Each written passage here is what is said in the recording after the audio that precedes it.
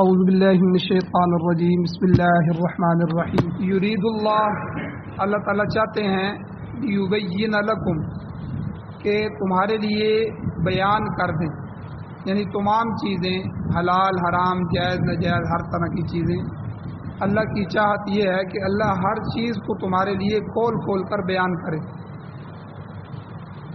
وَيَهْدِيَكُمْ اور اللہ یہ بھی چاہتے ہیں کہ اللہ ہدایت دے تم کو، رہنمائی کرے تمہاری، سنن الذین من قبلکم ان لوگوں کے راستے کی طرف، ان لوگوں کے طریقے کی طرف جو تم سے پہلے گزرے ہیں، یعنی انبیاء اور صالحین جو گزرے ہیں، اللہ ان لوگوں کے راستوں کی طرف تمہارے رہنمائی کرنا چاہتے ہیں۔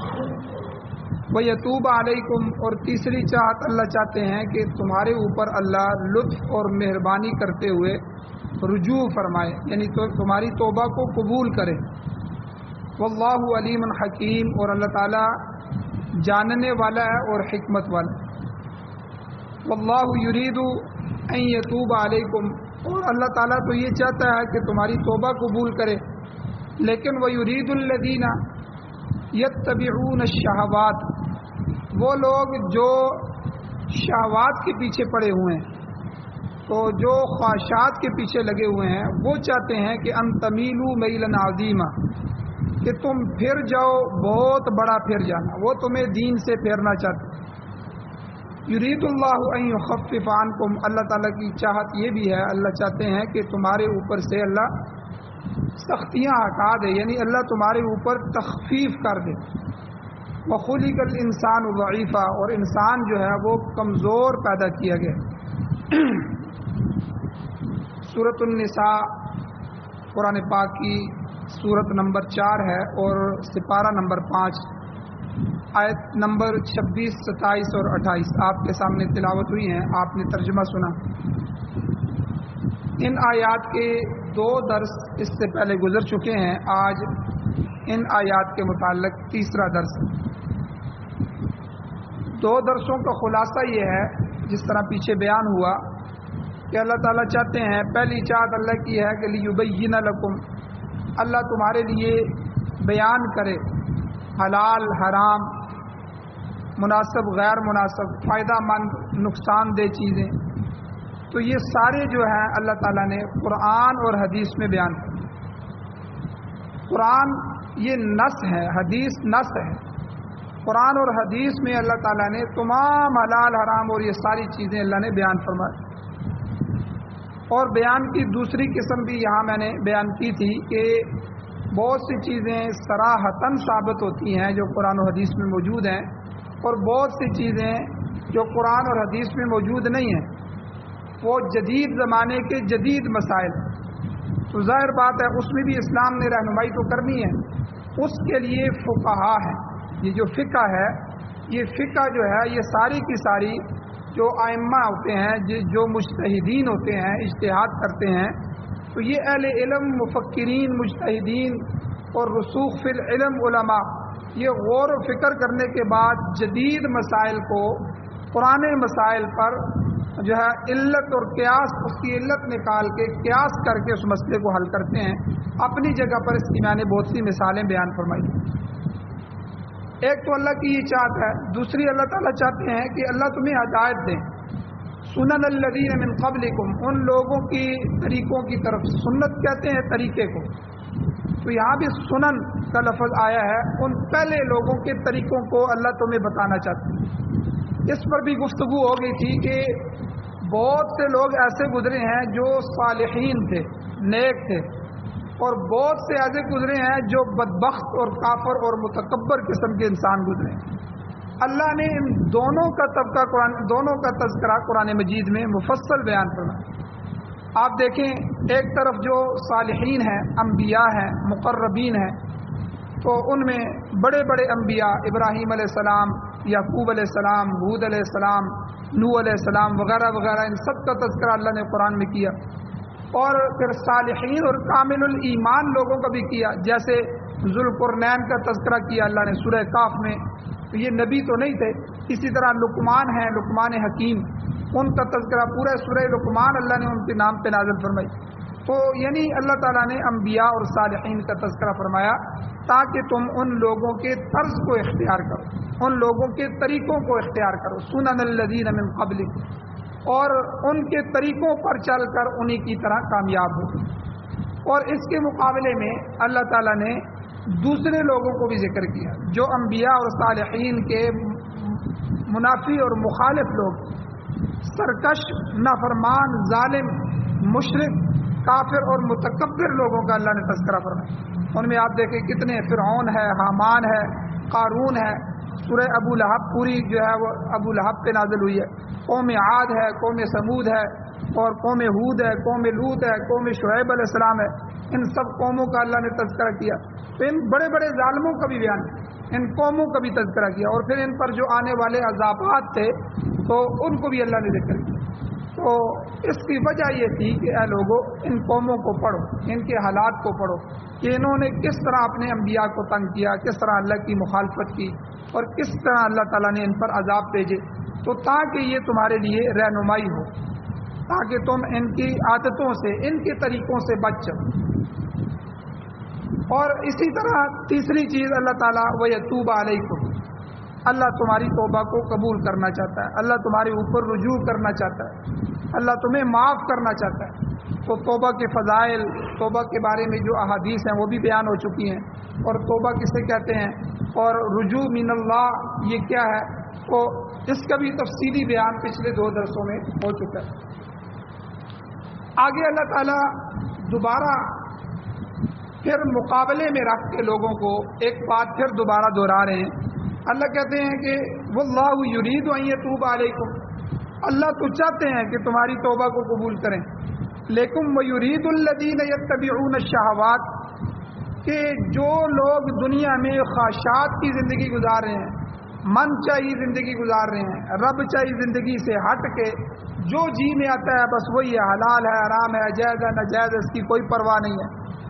تو یہ شہوات کی زندگی گزارنے والے کیا چاہتے ہیں, یعنی اللہ کی چاہت کے مقابلے میں اللہ نے ان لوگوں کی چاہت کو بھی ذکر کیا کہ اللہ تو تمہارے اوپر مہربانی کرنا چاہتے ہیں کہ تم آ جاؤ اور اپنے گناہوں کی معافی مانگ لو, لیکن خواہشات کی زندگی گزارنے والے یہ چاہتے ہیں ان تمیلوا میلا عظیما, کہ تم مائل ہو جاؤ, بہت بڑا مائل ہونا, تم پھر جاؤ رائے راست سے ہٹ کر گمراہی کی طرف آ جاؤ, اور تھوڑا بہت نہیں, پوری کی پوری گمراہی.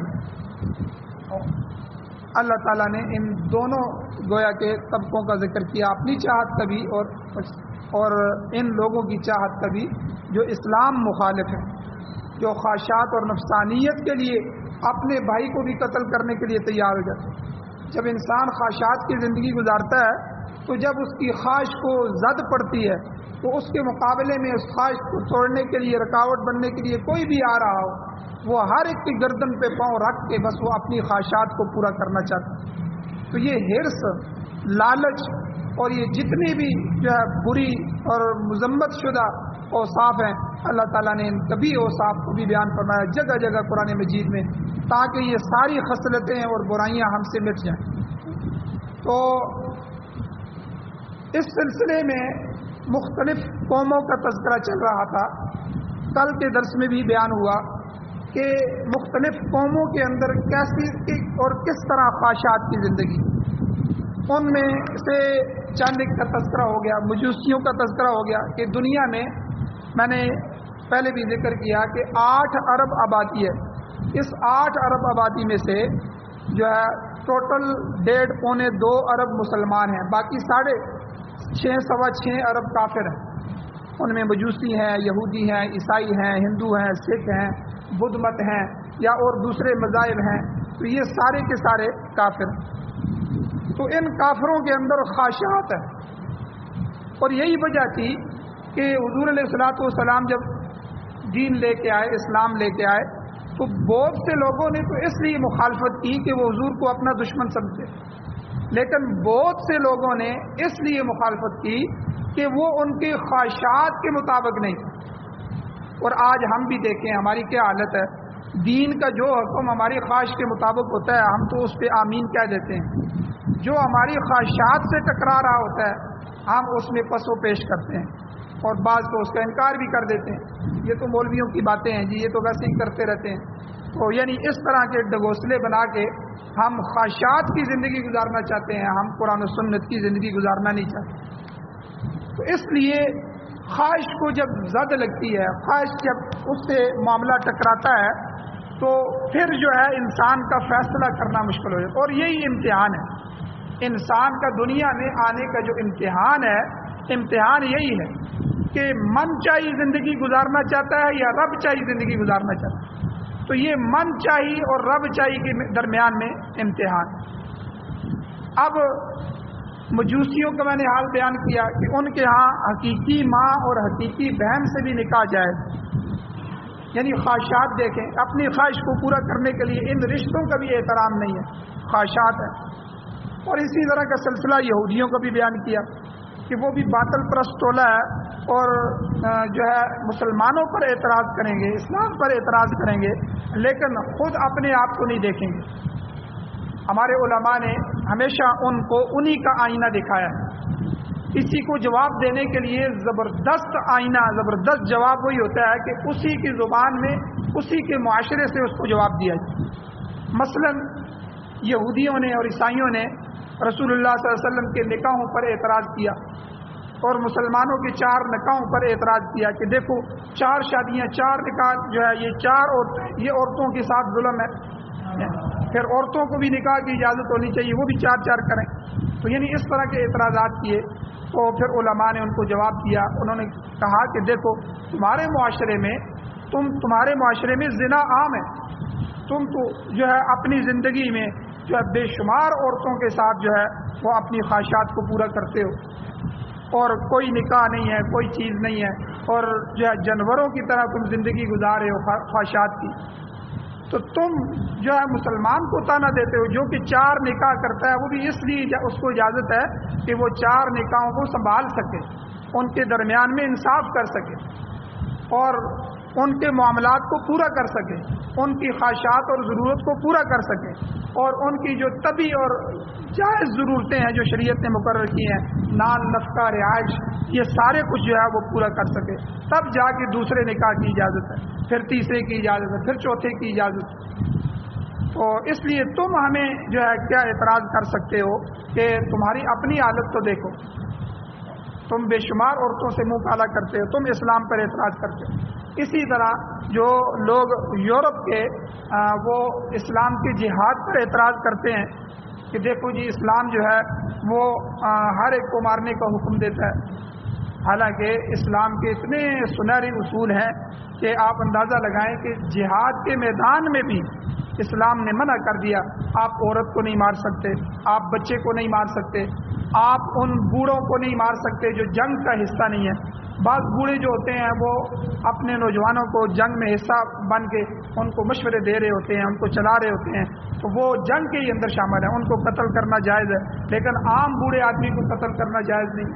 اسی طرح ان کے معبد جو ہیں جہاں وہ عبادت کرتے ہیں ان کو گرانا جائز نہیں ہے، ان کی فصلیں تباہ کرنا جائز نہیں ہے۔ تو یعنی کتنے جنگ کے بھی اصول شریعت نے بیان کرنا۔ تمہارے ہاں تو کوئی اصول نہیں ہے، تم نے تو پورے عراق کو تباہ کر دیا، تم نے لیبیا کو تباہ کر دیا، تم نے پورے افغانستان کو تباہ کر دیا، تم نے ہر ملک میں جو ہے لاکھوں مسلمانوں کی لاشیں بچھا دی، تم ہمیں تانا دیتے ہو، تم ہمیں جہاد سکھا رہے ہو۔ تو اس لیے انہی کے آئینے میں ان کو جواب دیا جائے۔ تو بہرحال یہ بے حیائی اور فحاشی اور عریانی یہ یہود و نصارہ کے اندر بھی عام ہے۔ تو یہ اس لیے ہے کہ وہ اپنی خواہشات کی زندگی گزار۔ آپ دیکھیں آج یورپ میں جو یہ دن بدن جو نئے نئے قوانین پاس ہو رہے ہیں کہ لڑکے لڑکوں کے ساتھ، لڑکیاں لڑکیوں کے ساتھ ان کی شادیاں، ان کے نکاح رجسٹر ہو رہے ہیں، اسمبلیوں سے قانون پاس ہو رہے ہیں، ان کی جو ہے وہ قانونیاں بنائی جا رہی ہیں۔ تو یہ کیا ہے؟ یہ خواہشات کی زندگی ہے۔ جب آدمی خواہشات پہ لگ جاتا ہے تو پھر اسے حلال حرام کی تمیز نہیں رہتی، پھر جائز اور ناجائز کا فرق اس سے اٹھ جاتا ہے۔ تو اسی لیے جو ہے یہ سارے، اور پرانا ایران جو ہے، ایران جو اس میں قومیں تھیں مزدق، مانی، یہ بڑی بڑی قومیں اس کے اندر آباد تھیں، ان لوگوں کے مذاہب تھے، تو ان کے ہاں یہ قانون تھا، ان کے مذہب میں یہ جائز تھا کہ عورت ایک مشترکہ متاع ہے، یہ ایک مشترکہ چیز ہے، لہذا ہر عورت کو ہر شخص استعمال کر سکتا ہے، یہ ان کا مذہب تھا۔ تو اس میں نکاح کی کوئی حدود اور قیود نہیں تھی، کوئی نکاح تھا ہی نہیں، ایسے مذاہب بھی گزرے۔ تو ان میں ماں بہن بیٹی کا بھی کوئی امتیاز نہیں تھا، عورت صرف عورت ہے اور ہر آدمی کی شہوت رانی کا ذریعہ ہے، اس لیے پیدا کی گئی ہے، بس اس کو جو ہے تو یہ نہیں، یہ مذہب بھی گزرا ہے۔ اور اسی طرح ماضی قریب میں آپ دیکھیں روس جو ہے اس کے اندر اشتراکیت ہے، اس کا اپنا نظام ہے، یہ دہریے قسم کے لوگ ہیں۔ تو ان میں بہت سارے لوگ عیسائیت کی طرف بھی مائل ہیں، عیسائیت بھی ہے لیکن عموماً لوگ دہری ہیں، آزاد۔ ان کے ہاں بھی جو ہے غلط نظریات ہیں اور اسی قسم کے خیالات ہیں کہ ان کے ہاں بھی کوئی فرق نہیں ہے۔ اور ہمارے ہاں جو ماڈرن قسم کے لوگ ہیں ہمارے معاشرے میں، وہ بھی عورت کو مشترکہ کھاتے میں رکھنے کے خواہشمند ہیں۔ یہ تو علماء کی موجودگی ہے، مدارس ہیں اور نیک لوگ موجود ہیں، وہ ان کی خواہشات کو آگے بڑھنے نہیں دیتے، ورنہ یہ ہمارے ملک میں جو ماڈرن لوگ ہیں یہ تو بہت کچھ چاہتے ہیں۔ مشرف آیا تھا، اس نے کہا تھا کہ بھئی آپ اپنی نگاہوں کو نیچے رکھو نا، تو میں تو اسلام آباد کو ماڈرن بنانا چاہتا ہوں۔ تو اس لیے انہوں نے بہت سی مساجد کو گرایا، مدارس کو گرانے کی کوشش کی کہ ہمارا جو دارالحکومت ہے باہر سے نمائندے آتے ہیں تو یہ ہے اس میں کوئی مسجد نہ ہونی چاہیے، کوئی مدرسہ نہ ہو، بس آزادی ہو، ایسا جو ہے شہر بن۔ تو اللہ تعالیٰ نے آج اس کو عبرت کا نشان بنا دی۔ ایسے لوگ جو اسلام کے راستے میں رکاوٹ بنتے ہیں، اللہ اور اس کے قرآن کی توہین کرتے ہیں اور اپنے خواہشوں کے اوپر جو ہے اسلام کی قربانی دینا چاہتے ہیں، اللہ تعالیٰ ان کو عبرت کا نشان بنا دے۔ تو ہمارے ہاں بھی نکاح کی بندشوں سے لوگ نکلنا چاہتے ہیں، زنا عام ہو رہا ہے، بلکہ میں حیرانگی سے آپ کو بتاؤں گا کہ یہ ہمارا نچلا طبقہ ہے، ہمارے اندر حیا موجود ہے، دین کی کچھ نہ کچھ رمق موجود ہے، اور اللہ نے ہمیں فطرت دی ہوئی ہے، ہماری فطرت مسخ نہیں ہوئی، اس لیے رشتوں کا امتیاز بھی ہے اور رشتوں کے لیے حیا بھی ہے، رشتوں کے لیے ہماری آنکھوں میں نرمی بھی ہے۔ ورنہ یہ جو ماڈرن لوگ ہیں ان کے ہاں جو ہے ابھی دنیا میں ان کی اپنی جو مجلسیں ہیں، ان میں ایسا بھی ہوتا ہے کہ ایک کی بیوی دوسرے کے ساتھ ڈانس کر رہی ہے، وہ آتا ہے وہ اپنی بیوی کو دوسرے کے ساتھ بھیج دیتا ہے۔ تو یعنی یہ سب کچھ اپنی خواہشات اور اپنی شہوات کی زندگی گزارنے کے لیے ان سب فرقوں کو مٹانا چاہتے ہیں، کوئی فرق نہ رہے۔ تو اس لیے جو ہے یہ علماء اور دین اور اسلام یہ ان کے راستے میں سب سے بڑی رکاوٹ۔ تو بہرحال یورپ اور فرانس جو ہے ان کو بھی اب اگر آپ دیکھیں تو گزشتہ تقریباً 60-70 سال سے ان کے جو اخبارات ہیں اور ان کے جو شاعر ہیں یا ان کے جو ادیب ہیں وہ یہی گن گا رہے ہیں کہ بھئی نکاح کے بندھن کو ختم کیا جائے، حلال حرام کی تمیز اٹھائی جائے۔ ہر ادیب ہر شاعر جو ہے وہ اسی میں، تاکہ ان کے معاشرے میں جو حلالی اور حرامی کی پوزیشن ہے یہ ختم ہو جائے۔ وہاں بے شمار جو ہے وہ اس طرح کی اولادیں پیدا ہو رہی ہیں جن کے والدین ہی نہیں، والد ہی نہیں ہیں۔ تو عشق کی باتیں، عشق کے بارے کے اوپر ناول اور اسی طرح کے ڈرامے، اسی طرح کی فلمیں اور اسی طرح کے قانون پاس ہو رہے ہیں ان ملکوں میں تاکہ یہ نکاح والا سسٹم ہی ختم ہو جائے۔ اس لیے آج دیکھیں، آج یورپ کا تقریباً پورے یورپ کا جو کلچر ہے وہ بوائے فرینڈ اور گرل فرینڈ پہ آ گیا ہے۔ یعنی ایک لڑکا اور لڑکی جو ہے وہ نکاح سے پہلے، شادی سے پہلے جو ہے کئی سال کی زندگی آپس میں گزارتے ہیں اور بعض دفعہ اسی میں ان کی اولادیں بھی ہو جاتی ہیں اور یہ ان کا کلچر بن گیا ہے۔ تو یہ کیا ہے؟ یہ سارا کا سارا جو ہے یہ ان کی ادبی کتابوں میں، ان کے شاعرانہ کتابوں میں یہ چیزیں موجود ہیں۔ تو اللہ تعالیٰ لوگوں کی توجہ اسی بے حیائی، عیاشی اور فحاشی کی طرف دلانا چاہتے ہیں کہ دیکھو اس قسم کے جو خواہشات کے پرستار لوگ ہیں تمہیں تمہارے راستے سے پھیر دینا چاہتے ہیں۔ آج پوری دنیا میں یہ لوگ کوشش کر رہے ہیں کہ پوری دنیا ایک ہو جائے، پوری دنیا میں world order, one world order, ایک ہی پوری دنیا کا آرڈر چلے۔ وہ آرڈر کیا ہو؟ شیطانی آرڈر۔ آگے دجال آ رہا ہے تو دجال کے آنے سے پہلے ہم شیطانیت کو، فحاشی کو اور یعنی کو پوری دنیا میں اتنا پھیلا دیں کہ اس کے لیے میدان تیار ہو جائے۔ تو یہ میدان تیار کیا جا رہا ہے ہماری آج کی نسل جو ہے آپ اس کو دیکھ لیں، اس نسل سے آگے جو نسل آئے گی وہ کیسی ہوگی؟ حیا والی نسل سے تو یہ نسل آئی ہے، اب ہم اور آپ حیا والے ہیں، ہم سے جو نسل پیدا ہوئی ہے وہ ہماری آنکھوں کے سامنے بے حیائی پہ اتر آئی، لیکن آگے ان کی جو نسلیں ہوں گی وہ کیسی ہوں گی، اور ان کے بعد جو تیسری نسل ہوگی. اس لیے میرے بھائیو یہ ان کی محنت ہے.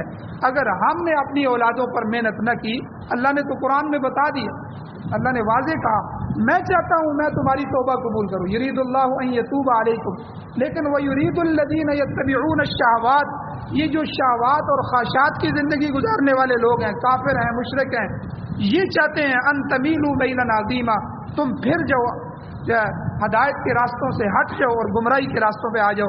ان تمیلوا بھی کافی تھا، اللہ اتنا کہتے وہ تمہیں ہٹانا چاہتے ہیں.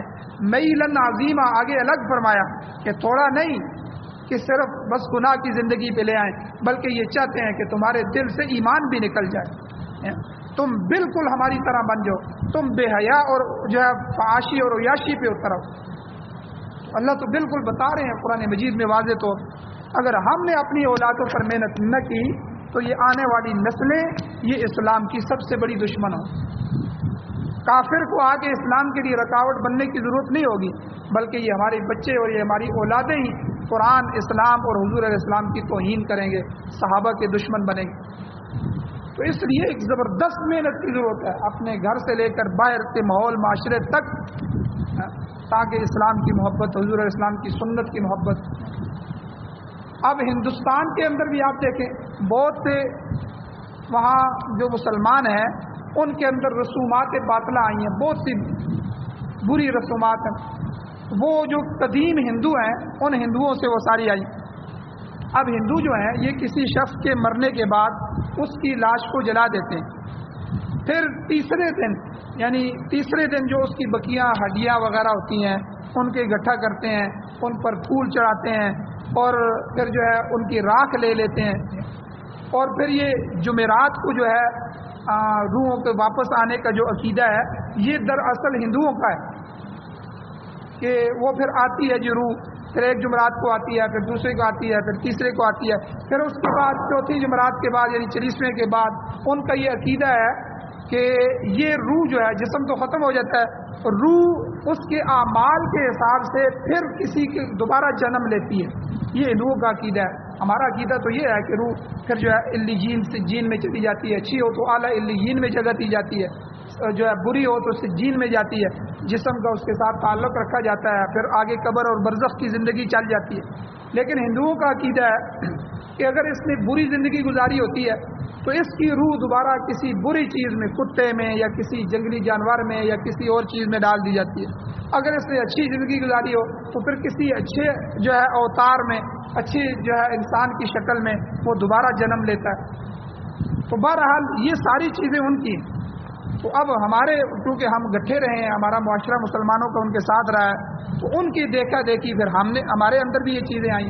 اب مسلمانوں نے بھی قبروں پر پھول چڑھانے شروع کر دیے، قبروں پر چادریں چڑھانی شروع کر دی اور پھر اسے بڑے نیکی کا کام سمجھتے ہیں. بھائی ہمارے لیے ہندو یا ان کا معاشرہ یہ قابل اتباع نہیں، ہمارے لیے تو رسول اللہ صلی اللہ علیہ وسلم کی زندگی ہے، سنت ہے. اب یہ چیزیں حضور سے نہیں ملتی، اسلام سے نہیں ملتی، قرآن میں بھی موجود نہیں ہے نہ احادیث میں موجود ہے. قبروں کے اوپر اب آپ اندازہ لگائیں، اگر قبر کے اوپر ہم کوئی چیز رکھ دیتے ہیں اس سے قبر والے کو کیا فائدہ ہو؟ وہ تو اندر کی زندگی گزار رہا ہے برزخ کی. اب اوپر ہم اس کے کھانے کی چیزیں رکھتے ہیں، اس کی چادریں چڑھا دیں، پھول چڑھا دیں، خوشبوئیں لگا دیں، اگربتیاں جلا دیں، نیچے اس کو جہنم کا عذاب ہو رہا ہو. اب ان اگربتیوں کا اس کو کیا فائدہ ہے؟ ان کھانوں کا اس کو کیا فائدہ ہے؟ اب نیک روحیں جو اعلیٰ علیین میں چلی جاتی ہیں، اللہ ان کا اکرام کرتے ہیں وہاں. اور قبر والے کے لیے بہت سی احادیث ہیں کہ اللہ جنت کی کھڑکیاں کھول دیتے ہیں. اب وہ جنتی آدمی ہے، اس کو جنت کے کھانے مل رہے ہیں یا جنت کا اکرام ہو رہا ہے، اس کو وہاں جنت کے کھانے چھوڑ کے ہماری اس گھر کی دال کھانے کے لیے چکر لگانے کی کیا ضرورت؟ یہ روحیں آتی ہیں، وہ کھانا مانگتی ہیں، بھوکی ہوتی ہیں، ان کو چاہیے ہوتا ہے، اور اگر اس کے لیے نہ دیا جائے تو وہ جو ہے بددعائیں کرتے ہوئے واپس چلی جاتی ہیں، اور یہ ہے اور وہ سارا نہ قرآن میں موجود ہے، نہ حدیث میں موجود ہے، نہ دین میں موجود ہے، لیکن ہمارا معاشرہ اس کو بیان کرتا ہے اور اس پہ چل رہا ہے۔ اور اگر وہ روح جہنمی ہے تو اس کو وہاں سے آنے کون دے گا کہ جو آنے کے لیے وہ کھانا کھانے کے لیے یہاں آئے گی؟ تو اس لیے ہاں ایصال ثواب ہے، شریعت میں ایصال ثواب ہے۔ اگر ایصال ثواب مقصود ہے تو آپ بغیر کسی وقت کا تعین کیے ہوئے، بغیر کسی دن کا تعین کیے ہوئے آپ قرآن پاک پڑھ بھی سکتے ہیں، پڑھا بھی سکتے ہیں۔ آپ ان کے لیے سورہ یاسین پڑھ سکتے ہیں، آپ ان کے لیے سورہ فاتحہ پڑھ سکتے ہیں، آپ ان کے لیے کوئی رقم جو ہے کوئی پیسے ہیں تو وہ جو ہے وہ کسی محتاج کو دے سکتے ہیں، کسی شریعت اور دین کے مصرف پہ خرچ کر سکتے ہیں، آپ مجاہدین کو دے سکتے ہیں، مسجد کی تعمیر کر سکتے ہیں، مدارس پہ خرچ کر سکتے ہیں، اور محتاجوں، بیواؤں، یتیموں، مسکینوں پہ خرچ کر سکتے ہیں۔ تو اس سے پھر جو ثواب ملے گا اس کو دعا کریں آپ، اے اللہ اس ثواب کو ہمارے بڑوں کو پہنچا دے، وہ ایصال ثواب ہو جائے گا۔ تو ایصال ثواب تو ہے، اس میں ہے، اس میں مرنے والے کا بھی فائدہ ہے، لیکن یہ جتنی بھی رسومات ہیں جو ہم کرتے ہیں، ان رسومات باطلہ ان میں سے جو ہے کچھ تو یہودیوں کے راستے سے ہمارے اندر آئی ہیں، کچھ ہندوؤں کے راستے سے ہمارے اندر آئی ہیں، کیونکہ وہ لوگ یہ چاہتے ہیں کہ تمہیں صراط مستقیم سے ہٹا کر باطل راستوں پر ڈال دیں۔ اللہ تعالیٰ نے ان کے ان مذموم اور برے ارادوں کی نشاندہی فرما کر اہل اسلام کو آگاہ کر دیا ہے کہ اب یہ ہماری ذمہ داری ہے کہ ہم اللہ کی طرف جانا چاہتے ہیں یا کافروں کی طرف جانا چاہتے ہیں، یعنی خواہشات پرستوں کے پیچھے لگنا چاہتے ہیں۔ حضور علیہ الصلوۃ والسلام کا ارشاد مبارک ہے کہ لوگوں کو خواہشات کی بڑی رغبت ہوتی ہے۔ حضور نے خود فرمایا لوگ خواہش کو چاہتے ہیں، یعنی جو دل میں پیدا ہو اس میں۔ اور حضور نے فرمایا حفت النار بالشہوات، حدیث میں آتا ہے جہنم کی باڑ بھی ہے اور جنت کی باڑ بھی ہے۔ یہ جہنم اور جنت کے ارد گرد باڑ لگی ہوئی ہے، ایک دیوار ہے، باڑ ہے، اس باڑ کو کراس کر کے بندہ وہاں جا سکتا ہے، لیکن اس باڑ کو کس سے لگایا گیا ہے؟ یہ اس حدیث میں حضور نے فرمایا حفت النار بالشہوات، جہنم کی باڑ خواہشات کی زندگی ہے۔ نفسانی خواہشات سے مراد کیا ہے؟ آج کل کی آزادی، فحاشی، عریانی، زنا، جوا، شراب اور بدماشی، راگ رنگ، ناچ گانے، یہ سب کی سب خواہشات کی زندگی ہے۔ تو اب ہر ناقص الایمان آدمی، کمزور ایمان والا آدمی، اس کی خواہش انہی چیزوں پہ جا کے ٹکراتی ہے، وہ یہی چاہتا ہے، اور لوگ بڑی رغبت کے ساتھ اس طرف جا رہے ہیں، مگر جب خواہشات کی اس باڑ سے اندر ہوتے ہیں تو جہنم میں گر رہے ہیں۔ باہر تو بڑی خوشنما خواہشات نظر آ رہی ہیں، بڑی بڑی یہ چیزیں ہیں، لیکن در حقیقت اس کا نتیجہ کیا ہے؟ وہ جہنم۔ اور اس لیے حضور علیہ السلام نے فرمایا کہ دوسرا کہ جنت کی باڑ جو ہے وہ عبادات، تقوی، نیکی، ایمان، تزکیہ نفس اور اسی طرح شرعی قوانین کی پابندی، حلال اور حرام کی تمیز، اور امر اور نہی جو قرآن مجید میں اوامر اور نواہی ہیں ان کی پابندی، اور سچ، اور یہ ساری کی ساری چیزیں یہ جنت کی باڑ ہے۔ اور جب کوئی آدمی جو شخص جنت میں جانے کا خواہشمند ہے، اسے یہ مشکل باڑ اور یہ مشکل گھاٹیاں ضرور عبور کرنی ہو۔ اب بندہ زندگی بھی گزارے خواہشات کی، اپنی مرضی کی، اور پھر کہے کہ میں جاؤں جنت میں، حالانکہ خواہشات والی باڑ سے آگے جہنم میں ہی ہے۔ اگر ایمان و تقوی کی زندگی ہے، اتباع رسول کی زندگی ہے، اللہ اور اس کے رسول کے احکامات کی زندگی ہے، تزکیے کی زندگی ہے، اور ان ساری چیزوں کی جو نیک چیزیں ان کی زندگی ہے، تو ان سے گزر کے آگے جنت ہے۔ تو یہ راستے متعین کر دیے گئے۔ اللہ نے پیچھے بھی میں نے بتایا ان دونوں طبقوں کے لوگوں کو اللہ نے کھول کھول کے قرآن مجید میں بیان کر دیا۔ اب رائے اعتدال یہی ہے، فرمایا کہ اگرچہ خواہشات کے جو پیروکار ہیں تمہیں رائے راست سے دور ہٹانا چاہتے ہیں، مگر یاد رکھو یرید اللہ ان یخفف عنکم، آگے پھر اللہ نے یہ جملہ فرمایا، اللہ چاہتے ہیں کہ اللہ تم سے تخفیف کر دے، یعنی وہ تمہاری خواہشات کو اللہ ختم نہیں کرنا چاہتے، دبانا نہیں چاہتے۔ خواہش جو ہوتی ہے وہ دل میں ضرور ابھرے گی، لیکن اللہ کہتے ہیں کہ یہ خواہش تم جائز طریقے سے پورا کرو۔ مثلا ہمارے دل میں عورت کی خواہش ہے، بھائی عورت کی خواہش ہم نے زنا سے نہ پوری کریں نا، نکاح سے پورا کریں۔ خواہش اللہ نہیں ختم کرنا چاہتے، یہ خواہشات کو ختم کرنا یہ رہبانیت ہے۔ اسلام میں رہبانیت جائز نہیں ہے۔ یہ پہلے عیسائی لوگ ہوتے تھے یا پہلی امتوں کے لوگ تھے، ان میں رہبانیت جائز تھی، جنگلوں میں نکل جانا، نہ نکاح کرنا اور وہیں زندگی گزار دینا اور مختصر سا کھانا پینا اور یہ وہ، یعنی دنیا تارک دنیا، اس کو رہبانیت کہتے ہیں۔ اسلام میں لا رہبانیت فی الاسلام، حدیث میں حضور نے فرمایا اسلام میں اس کی گنجائش نہیں۔ نکاح کرو، آگے بچے ہوں، ان میں رہو، دنیا بھی کماؤ، لیکن اپنی خواہشات کو جائز طریقے سے پورا کرو۔ اسی طرح غصہ ہے، شہوت کو ہم نے جائز طریقے سے پورا کیا، نکاح کیا، اللہ کے نبی کی سنت بھی پوری ہو گئی، اللہ کا حکم بھی پورا ہو گیا، ہماری خواہشات کا دروازہ بھی جائز ہمیں مل گیا۔ اور غصہ ہے، اب جو ہے غصے کے بارے میں برائی بیان ہوئی ہے، لیکن کبھی کسی حدیث اور قرآن کی آیت میں یہ نہیں ہے کہ تمہیں غصہ آنا ہی نہیں چاہیے۔ بھائی غصہ آئے گا، لیکن غصے کو جائز طریقے پہ پورا کرو۔ مثلا کوئی غلط کام ہو رہا ہو تو اس پہ غصہ آنا چاہیے۔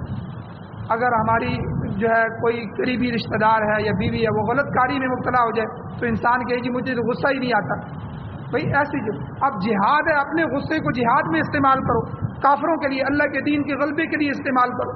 تو ہر چیز، ہر خواہش کا ایک جائز راستہ بھی ہے۔ تو اللہ تعالیٰ یہاں فرماتے ہیں کہ اللہ تعالیٰ تمہارے اوپر پابندیاں لگا کے تمہاری خواہشات کو ختم نہیں کرنا چاہتے، بلکہ اللہ تخفیف کرنا چاہتے ہیں، یعنی تمہارے لیے جائز راستے ہیں۔ فطرت انسانی کے خلاف کوئی کام نہ کرو، اور اللہ نے نکاح کی اجازت دی ہے، اس کے ساتھ تمہاری اوپر بعض پابندیاں بھی عائد کر دی ہیں، اس لیے ان پابندیوں کے ساتھ ساتھ اپنی خواہشات کو پورا کرو۔ اور آگے اللہ تعالیٰ نے فرمایا کہ تم پر صرف تخفیف کی گئی ہے، خواہشات کو ہٹانا مقصود نہیں ہے، جائز طریقے سے انہیں پورا کرو، حلال حرام کی پابندیاں ہیں، اس سے آگے تمہاری ترقی بھی ہوگی اور معاشرے میں انارکی بھی نہیں پھیلے گی۔ یاد رکھیں، انسان فطرتی لحاظ سے آزاد ہونا چاہتا ہے، یعنی یہ جو پابندیاں ہیں نا، بچہ بھی چاہتا ہے کہ والد مجھ پر آنے جانے کی پابندی نہ لگائے، مجھ سے پوچھے نہیں، ہر جو انسان آزاد ہونا چاہتا ہے۔ یہ آزادی اور انارکی ہمیشہ تنزلی کی طرف جاتا ہے، یہ آپ کو گراوٹ کی طرف لے کے جائے گا، ترقی کی طرف نہیں لے کے جائے گا۔ جن اولادوں کی والدین پرورش کرتے ہیں، ان کی دیکھ بھال کرتے ہیں، ان سے پوچھتے ہیں، ان کو اپنی نظر میں رکھتے ہیں اور ان پر ہلکی پھلکی پابندیاں لگاتے ہیں، فلاں جگہ نہیں جانا، فلاں جگہ نہیں جانا، اس وقت سے پہلے تم نے گھر میں واپس آنا ہے، اور کہاں گئے تھے، ٹھیک ہے، یہ ساری چیزیں نظر میں رکھتے ہیں، وہ اولاد ترقی کی طرف جاتی ہے۔ اور جن کو کوئی نہیں پوچھتا، پھر بعد میں پتہ چلتا ہے یہ تو ڈاکے مارنا شروع ہو گیا ہے، یہ تو فلاں نشئیوں کے پاس بیٹھتا تھا، ہمیں تو پتہ ہی نہیں چلا، آج یہ بھی نشئی ہو گیا۔ تو بھائی یہ جو پابندیاں ہوتی ہیں یہ ترقی کی طرف لے کے جاتی ہیں، اور جو پابندیاں نہیں کرتے، آزادی اور انارکی چاہتے ہیں، تو وہ ہمیشہ تنزلی میں گرتے ہیں، نقصان کی طرف گرتے ہیں۔ تو اس لیے اللہ تعالیٰ نے یہاں فرمایا آخری جملہ، وَخُلِقَ الْإِنسَانُ ضَعِيفًا، انسان جسمانی طور پر کمزور پیدا کیا گیا ہے، اس کی کمزوری کو ملحوظ رکھ کر اسے خواہشات سے مکمل دستبرداری کا حکم نہیں دیا گیا، بلکہ اس کے لیے جائز صورتیں اللہ نے وضع فرما دی۔ اب دیکھیں، کمائی تو کرنی ہے، پیٹ بھرنا ہے، اس کے لیے اللہ تعالیٰ نے یہ نہیں کہا کہ بھئی تم نے کچھ بھی نہیں کمانا، دنیا کی طرف جانا ہی نہیں ہے، بلکہ کمائی کے دونوں راستے بتا دیے۔ یہ حلال کا راستہ ہے، خوب ترقی کرو، خوب کمائی کرو، ٹھیک ہے، اللہ کے حکم کو ساتھ ساتھ پورا کرتے رہو، اور یہ ناجائز راستہ ہے، اس سے ایک لقمہ بھی تمہارے پیٹ کے اندر اس راستے سے نہیں جانا چاہیے۔ تو بہرحال اللہ تعالیٰ جو ہے ہماری دنیا بھی چاہتے ہیں اور اللہ تعالیٰ ہماری آخرت بھی چاہتے ہیں، اور کامیابی اسی میں ہے کہ ہم اللہ کے دین پہ آ جائیں۔ اللہ تعالیٰ سے دعا ہے اللہ ہمیں عمل کی توفیق عطا فرمائے۔ آمین۔ الحمدللہ رب العالمین والعاقبۃ للمتقین والصلاۃ والسلام علی رسول النبی الامی الکریم۔ یا اللہ ہماری کمیوں کوتاہیوں کو معاف فرمائیے، درگزر فرمائیے، صغیرہ کبیرہ گناہوں کو معاف فرمائیے۔ یا اللہ جو پریشان حال ان کی پریشانیوں کو دور فرمائیے، بیماروں کو شفا عطا فرمائیے۔ یا اللہ جو ایمان کی حالت سے اس دنیا سے جا چکے ہیں، یا اللہ ان سب کی بخشش فرمائیے۔ یا اللہ قرآن و سنت کو سننے، سمجھنے، پڑھنے، پڑھانے، اس پر عمل کرنے، اس کی اشاعت کرنے، اس کی دعوت و تبلیغ کرنے کی توفیق عطا فرمائیے۔ یا اللہ پورے معاشرے کو قرآن و سنت سے مزین فرمائیے، قرآن و سنت کو بطور آئین، بطور دستور، بطور ضابطۂ حیات ہمارے مقدر فرمائیے۔ یا اللہ پاکستان سمیت پوری دنیا میں قرآن و سنت کی حکومت نصیب فرمائیے، خلافت راشدہ امارت اسلامیہ نصیب فرمائیے۔ یا اللہ ہماری دعاؤں کو میں اپنے فضل و کرم سے قبول فرمائی. صلی اللہ تعالی علی خیر خلقہ محمد و آلہ و صحبہ اجمعین برحمتک یا